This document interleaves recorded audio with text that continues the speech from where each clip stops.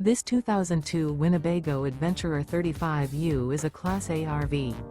It is located in Hot Springs, Arkansas, 71901 and is offered for sale by Quality Wheelz. Click the link in the video description to visit RVUSA.com and see more photos as well as the current price. This new Winnebago is 35 feet 6 inches in length and features a tan interior, sleep 6, TV antenna, awning, refrigerator, TV, water heater, slide-out, air conditioning, leveling jacks, microwave, stovetop burner, and 90 gallons fresh water capacity. The floor plan layout of this Class A features front entertainment, front living area, rear bedroom. This 2002 Winnebago Adventurer 35U is built on a WorkHorse chassis and is powered by a GM engine.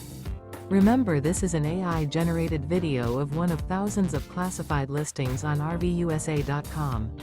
If you're interested in this unit, visit the link in the video description to view more photos and the current price, or reach out to the seller.